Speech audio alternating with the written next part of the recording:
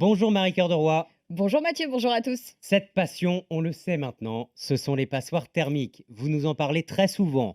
Vous nous avez déjà dit que face à cette réglementation de plus en plus sévère, beaucoup de propriétaires mettent en vente leurs passoires. Vous nous avez aussi déjà dit, de manière un peu cynique Marie, que ça pourrait devenir une opportunité pour les candidats à l'achat.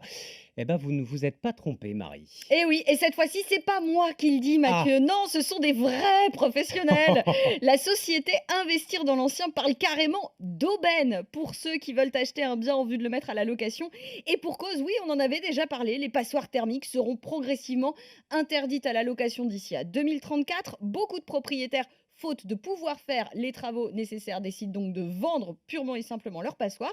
Résultat, les prix baissent et c'est là que ça peut devenir une opportunité. Les acheteurs eux-mêmes commencent à en prendre conscience et ils ont bien raison. Écoutez Guillaume Martineau, le patron du réseau Orpi. Ce qui était un problème en début d'année, nos acquéreurs et nos investisseurs, on constate dans nos agences Orpi que on a cette clientèle qui se sert du fait que ce soit des passeurs thermiques, que ça engendre des travaux pour s'intéresser à ces biens qui ne se vendent pas forcément. Donc c'est une opportunité de négociation, en tout cas de réajustement du prix. Bon, en gros, le malheur des uns fait le bonheur des autres. Oui, alors même si évidemment la situation peut être coûteuse et pénible pour tout un tas de propriétaires contraints de vendre, l'enjeu il reste quand même écologique et social. Plus on trouvera d'acheteurs pour faire les travaux et remettre ces passoires sur le marché, plus on aura une offre de logement de qualité au bénéfice des locataires. Bref, on a tout intérêt à expliquer à nos auditeurs que oui, acheter une passoire à rénover peut être une aubaine.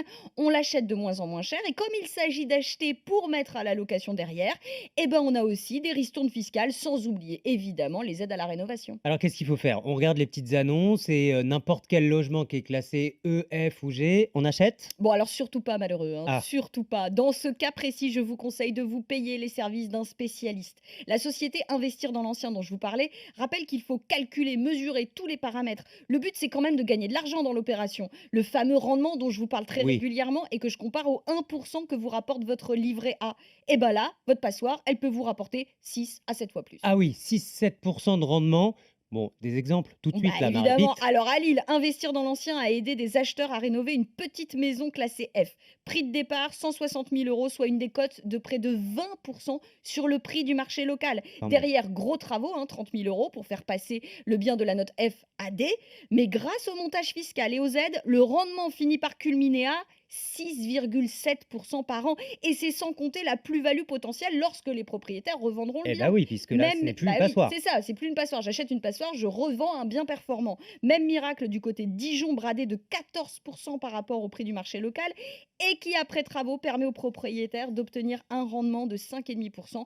À Nancy, on touche de nouveau les 6% de rendement après rénovation grâce à une décote de 10% à l'achat et en choisissant la location meublée qui apporte plein d'avantages fiscaux.